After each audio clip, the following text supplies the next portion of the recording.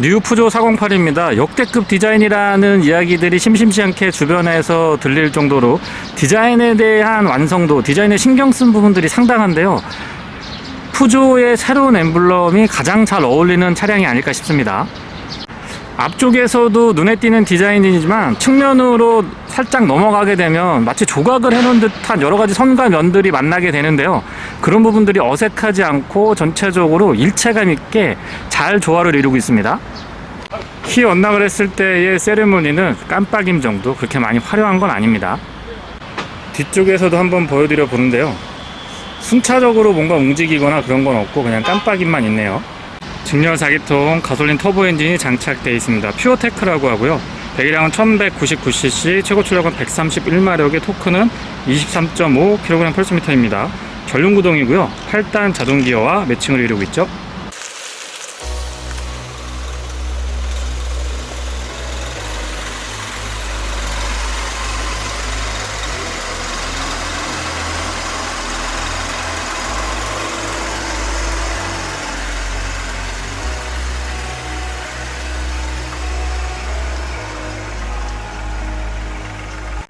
측면에서 봤을 때 크로스오버의 느낌이 제대로 전달이 되는데요. 전장에 비해서 휠베이스도 제법 넉넉한 편이고 앞뒤 오버행이 그렇게 긴 편이 아닙니다. 휠은 19인치고요. 타이어 사이즈는 205, 55, 19입니다. 국내에서는 조금 보기 드문 사이즈이긴 한데요. 1.2L 가솔린 엔진을 장착하고 있다는 것을 이 타이어 스펙에서 어느 정도 가늠을 할 수도 있습니다.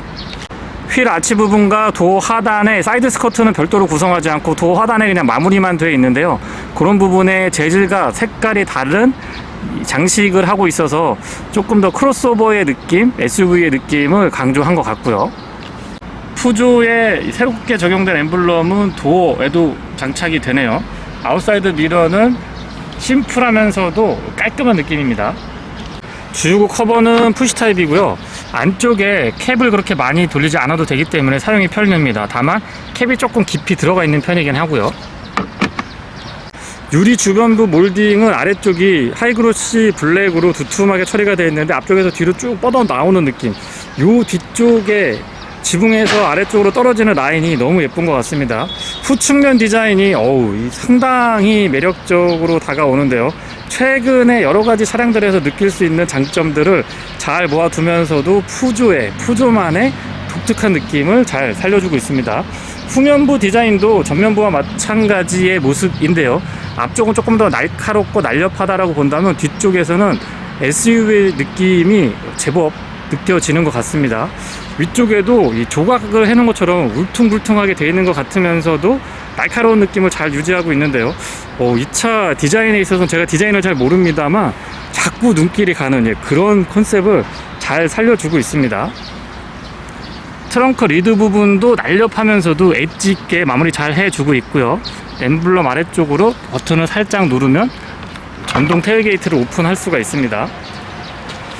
기본적으로 공간의 여유는 확실히 이 크로스오버이기 때문에 좋은 편에 속하고요. 내장 마무리도 깔끔하고 이 측면의 공간 같은 부분들은 조금 더 확보를 해줘도 좋을 것 같다라는 느낌이 듭니다. 2열 등받이를 접으면 1100L 이상의 넓은 공간을 확보할 수가 있어서 어떤 활용도에 있어서 차박이나 솔캠 같은 거 하시는 분들한테는 더없이 좋은 선택이 될 수도 있고요. 바닥 공간도 패키징이 굉장히 신경을 많이 썼는데요.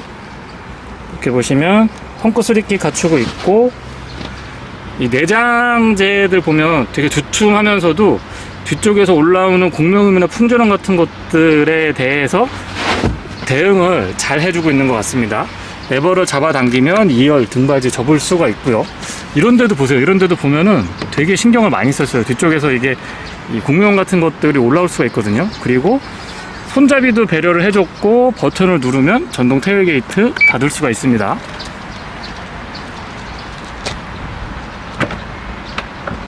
실내를 살펴보도록 하겠습니다. 스마트키는 푸조의 다른 차량들과 공유하고 있고요. 제법 묵직해서 그립도 좋고 손에 잡고 있을 때의 느낌이 전체적으로 매력 있죠. 바깥쪽도 손잡이에 스마트키랑 언락 기능은 뒤쪽에는 없고 앞쪽에만 응갑 처리가 되어 있습니다. 도어는 차량 크기에 비해서 제법 두툼한 편이고요. 여닫았을 때 체결감은 안정감이 느껴집니다. 실내는 아파 가죽이 적극적으로 배어 있기 때문에 글쎄요, 차량 등급에 비해서 가격에 비해서는 확실히 고급스럽다라는 느낌을 받게 되고요. 시트의 완성도가 상당 수준에 올라와 있습니다. 촉감도 좋고 이런 패턴 같은 것들, 그리고 쿠션도 꽤나 매력 있고요. 안장의 길이 조절도 이렇게 수동으로 조절이 가능하도록 준비가 되어 있고, 시트 메모리 위치가 독특하죠. 2개까지 메모리 가능합니다. 4웨이 타입 럼버 서포트 갖추고 있고요. 센터 터널은 약간 높은 편에 속하는데 이런 부분들도 크로스오버의 장점 중에 하나, 특징 중에 하나가 아닐까 싶습니다. 페달은 일반형인데 금속과 고무가 혼합이 되어 있고요. 풋레스트 위치가 괜찮았던 것 같아요. 레버 2번 잡아당기면 본닛 오픈하실 수가 있고요. 틸팅 앤 텔레스코픽은 수동 레버 타입이고 버튼을 2번 누르면 전동 텔게이트 오픈할 수가 있습니다. 무엇보다도 이 스티어링 휠이 위아래로 커팅이 되어 있는데 되게 작죠. 그리고 구성 자체가 위치가 되게 독특합니다. 근데 막상 사용을 해보면 되게 편리하게 쓸 수가 있습니다. 도어 디자인은 깔끔한 편이고요. 윈도우 컨트롤은 올 오토 타입이고, 이 손잡이는 약간 빡빡한 감이 있는데 안쪽에서 잡는 그립 같은 경우는 신경을 굉장히 많이 써놨죠. 앰비언트 라이트는 도어 쪽에 선명하고요. 시동은 버튼 타입입니다. 1.2L 가솔린 터보 엔진은 초기 시동 시에 약간의 이 걸걸한 느낌이 들지만, 일단 시동이 걸리고 나면 아이들링 시에는 제법 안정감이 좋은 편에 속하고요. 클러스터의 구성은 다양한 그래픽 변화가 가능한데 조금만 더 이 변화의 속도가 빨랐으면 하는 아쉬움이 살짝 남기는 합니다. 입체감이 굉장히 좋은 편인데 지금 이게 카메라로 찍어서는 제대로 전달이 안 되는 것 같아서 그런 부분들이 못내 아쉽기는 하고요. 스티어링 좌측에는 어댑티브 크루즈 컨트롤에 관련된 기능들, 우측에는 인포테인먼트에 관련된 기능들 깔끔하게 정리되어 있습니다. 패들 시프트의 반응 속도나 작동했을 때의 느낌, 그리고 조작감도 나쁘지 않고요. 아래쪽에는 GT 엠블럼 선명합니다. 콕핏 구성도 독특하지만 이 메인 화면도 와이드 타입으로 넓게 자리하고 있는데요. 이런 부분들도 사용을 해보면 조금 더 아기자기하게 있는 것 같으면서도 보기에 좀 시원한 느낌이 같이 들고 있고요. 후진했을 때의 카메라는 이 화질은 좋은 편인데 어라운드 뷰 같은 것들이 좀 추가가 되면은 여기 있긴 하거든요. 있긴 한데 좀 독특하게 움직입니다. 이게 가려져 있다가 후진을 하게 되면은 점점 보이는 이런 형태로 되어 있는데, 그냥 다 보여주는 세팅이었으면 조금 더 익숙하게 사용할 수 있지 않을까라는 생각도 듭니다. 기본적으로 앱 구성 같은 것들도 좀 깔끔하게 되어 있고요. 내비게이션도 기본 탑재가 되어 있습니다. 에이다스 설정 각각 할 수가 있고요.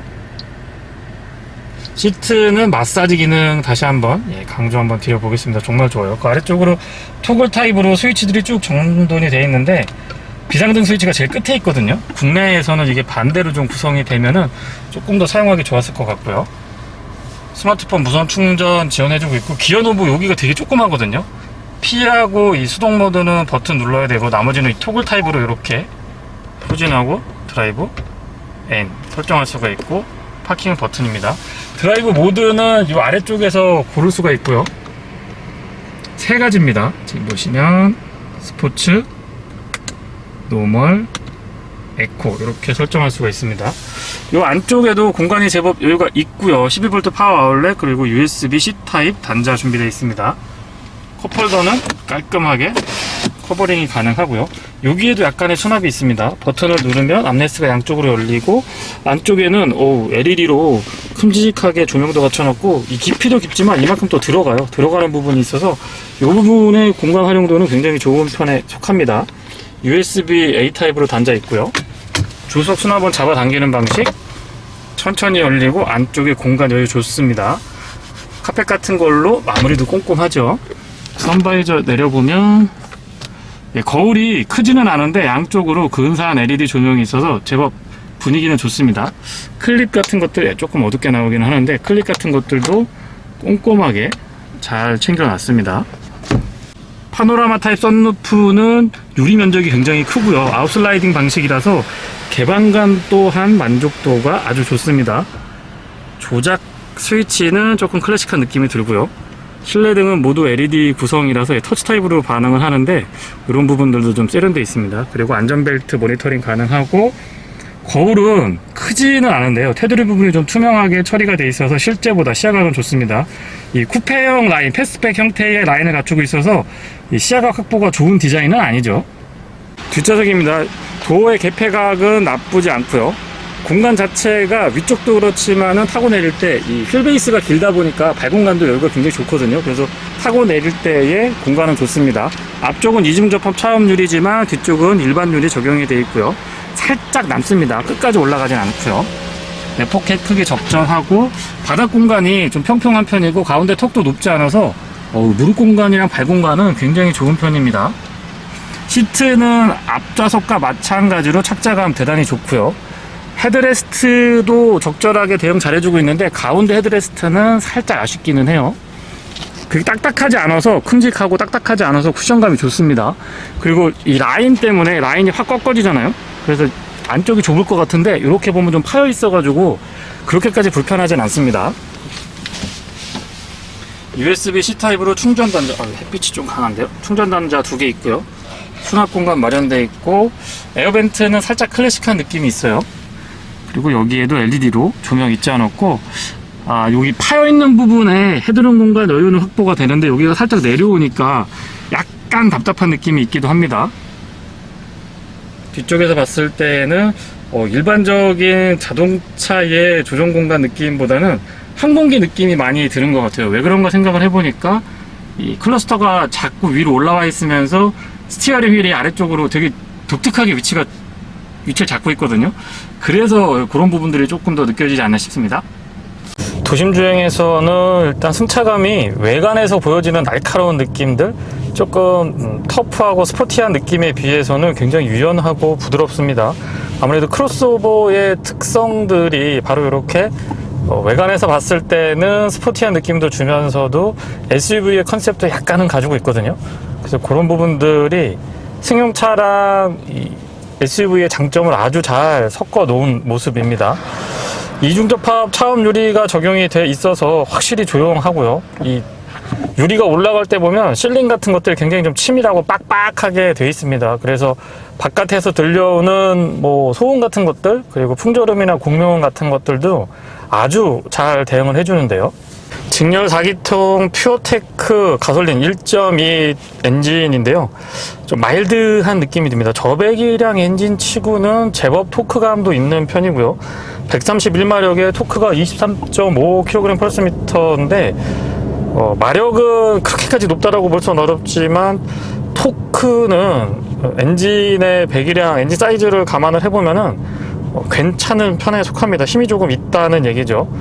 미션은 8단 미션이 매칭을 이루고 있는데 그렇게 생각보다 바쁘게 움직이는 것 같지는 않아요. 그리고 이 변속할 때 슈프트 다운을 할 때의 충격 같은 것들도 세련되고 매끈하게 처리가 잘 돼 있는 편입니다. 연비는 복합 기준으로 12.9km고요. 도심에서는 11.5, 고속도로에서는 15km인데 지금 제한된 시승이라서 정확한 연비 측정은 조금은 어렵습니다.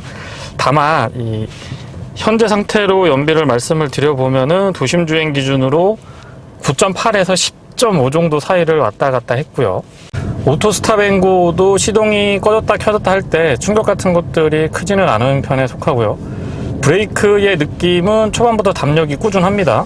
발끝에서 느껴지는 토크감은 차체가 그렇게 무겁지 않다라는 느낌, 그리고 경쾌하게 이렇게 축축 나가는, 가볍게 평평 튀어나가는 그런 느낌이 듭니다. 그런데 좀 독특한 부분이 이 스티어링의 반응인데요. 스티어링의 반응은 되게 묵직하면서 날카롭고 또 유연하고 쫀득한 느낌을 고루고루 잘 갖추고 있어요. 그래서 이런 부분들, 특히 스티어링의 반응 같은 경우는 푸조가 상당히 신경을 쓰는 부분 중에 하나고, 스티어링 자체도 굉장히 좀 독특하잖아요. 그리고 실제 조향을 움직였을 때 운전자가 느끼는 반응 같은 것들도 아주 세련되고 안정감이 높은 편에 속합니다. 국내 시장에는 제가 지금 시승하고 있는 GT 모델, 그리고 알리로하고 두 가지 트림을 선택할 수가 있는데요. GT 트림은 4,690만원이고 알리르는 4,200만원대 후반으로 기억을 하는데, 글쎄요, 기왕 이 뉴푸조 408을 구매하신다고 하면 저는 제가 시승하고 있는 이 GT 모델이 패키징이 가격에 비해서 훨씬 더 괜찮은 것 같아요. 내비게이션은 기본적으로 장착되어 있는 부분도 T팩이라든가 길찾기 기능에는 충실합니다. 다만 이제 이 세련된 인터페이스에 비해서는 내비게이션 자체의 인터페이스가 조금 아쉽기는 해요. 물론 안드로이드 오토나 애플 카플레이 연동을 하게 되면은 뭐 크게 신경 쓸 부분은 아닐 수도 있습니다만, 어쨌든 메이커 측에서 제공하고 있는 순정 내비게이션이 달려 있으니까 제가 조금 말씀을 드려봅니다. 클러스터 안쪽에 내비게이션을 연동할 수 있는 부분도 최근에 출시되는 차량들에서 많이 볼 수 있는 기능인데요. 이 클러스터 크기가 그렇게 막 크다라고 보기는 어렵거든요. 그런데 입체감을 되게 잘 살려주는 것 같아요. 화면에 어느 정도까지 표현이 될지 모르겠습니다만 굉장히 입체적이고 넓게 이렇게 쭉 펼쳐져 있다라는 느낌을 받습니다. 실제 크기는 그렇게 큰 편이 아닌데 요거는 약간 시각적으로 조금 더 효과를 극대화하는 기술이 아닌가 싶습니다. 앞쪽에는 맥퍼슨 스트러, 뒤쪽에는 멀티링크가 아닌 토션빔인데요. 토션빔 서스펜션을 만드는 브랜드 중에서는 아마 푸조가 가장 부드럽고 좀 유연한 세팅을 구현해주지 않나 싶습니다. 앞쪽에서 앉아서 주행을 할 때는 크게 이 차가 토션빔인가 라는 걸 많이 좀 거슬리거나 느낌이 크게 다가오는 건 아니고요.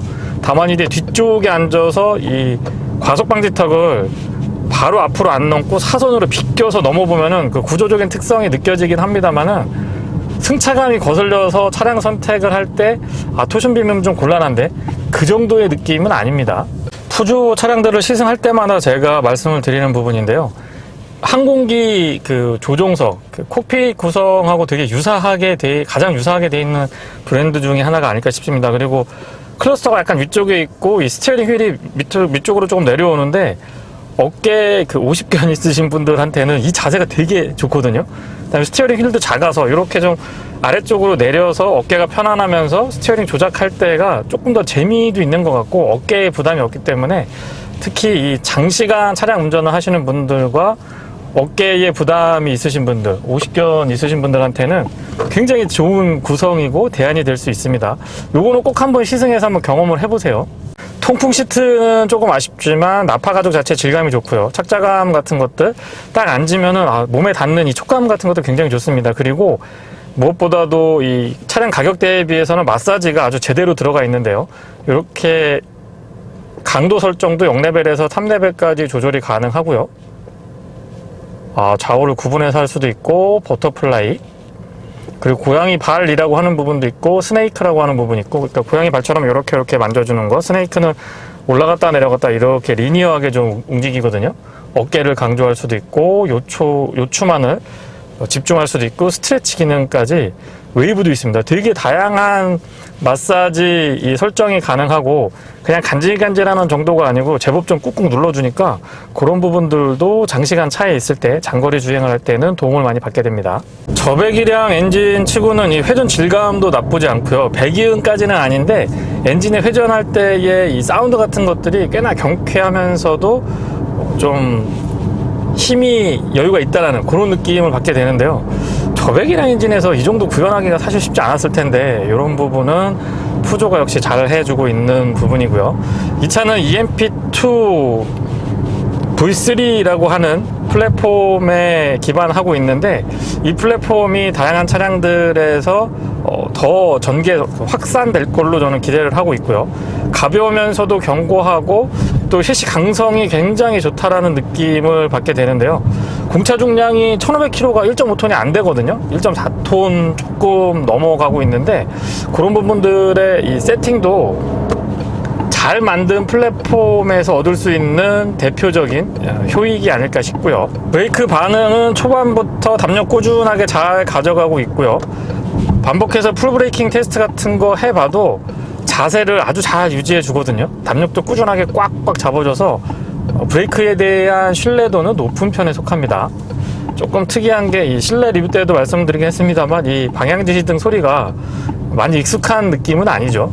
코너링에서의 느낌은 물론 이 전륜구동 차량 특유의 스티어 느낌이 있기는 한데, 그런 부분들은 아주 잘 제어를 해주고 있고, 통통 튀거나 좀 단단해가지고 부담스럽다 이런 느낌보다는 유연하고 이렇게 부드럽게 돌아 나갑니다. 그러면서도 한계치가 조금 높아서 이거는 아마 부싱 같은 것들의 기술력이 좀 녹아 들어가지 않았을까라고 예상을 해보는데, 유연하게 쭉쭉 잘 받쳐주면서도 잔진동이라든가 이 잔 흔들림 같은 것들을 잘 잡아줘요.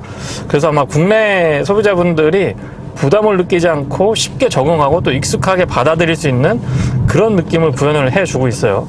어댑티브 크루즈 컨트롤은 완전히 정차했다가 재출발하는 것까지 지원을 해줘서 자동차 전용도로, 고속도로뿐만 아니고 도심 주행에서도 얼마든지 유용하게 사용을 할 수가 있습니다. 앞차와의 거리 조절은 총 3단계로 구성이 되어 있는데요. 단계가 많고 간격 유지가 제대로 안 되는 것보다는 명확하면서도 간단하게 뭘 가중? 요 정도만 딱 구성이 되어 있는데 사용하기에 더 정확하고 편리할 수도 있습니다. 다만 이제 이 어댑티브 크루즈 컨트롤 완전히 정차했다가 재출발을 할 때 가속과 감속이 어색하진 않거든요. 그런데 뭔가 이 기계 장치가 닿다 떨어졌다는 느낌들이 타 브랜드에 비해서는 조금 더 도드라지지 않나 싶은 생각이 듭니다. 앞쪽에 과속 방지 턱이 있는데요. 이런 거 조금 속도를 높여서 넘어보더라도 넘고 나서 뒷 마무리 같은 것들이 굉장히 부드럽거든요. 제가 다시 한번 강조드리지만 뒤쪽이 토션비면 대충 저 정도 속도에서 넘어가면 이렇게 퉁 하고 이렇게 튀는 그런 좀 불쾌한 느낌의 승차감이 전달이 되는데 뉴프조 408에서 그런 부분들은 아주 세팅이 잘 돼 있습니다. 그리고 화면에 좀 작게 잡힐 것 같기는 한데요. 주변에 제한속도 있잖아요. 제한속도 표지판을 인식을 해서 그 속도가 맞춰졌을 때 어댑티브 크루즈 컨트롤을 작동시키면 그 인지한 속도를 읽어가지고 기준 속도를 맞춰줍니다. 그런 기능들은 안전운전에도 도움이 되지만 뭐 여러 가지 세팅할 필요도 없이 그냥 이렇게 버튼 하나만 살짝 눌러주면 되니까 사용이 편리한 장점이 있죠. 킥다운 같은 거 했을 때 순간적으로 치고 나가는 느낌 같은 것들도 괜찮은데요. 약간 한 반의 반박자 정도? 살짝 터보렉 같은 것들이 느껴지기는 하는데 글쎄요, 이 배기량을 생각하면 이 정도의 세팅은 저는 충분히 받아들일 수 있다라고 생각을 하고요. 다만 이제 외관이 너무 스포티하게 예쁘게 좀 구성이 좋고 잘 생긴 차량이다 보니까 그 외관에서 받는 엔진 출력, 기대하는 출력보다는 살짝 아쉬움이 있긴 합니다. 네, 이상 뉴프조 408 시승기를 마치겠습니다. 고맙습니다.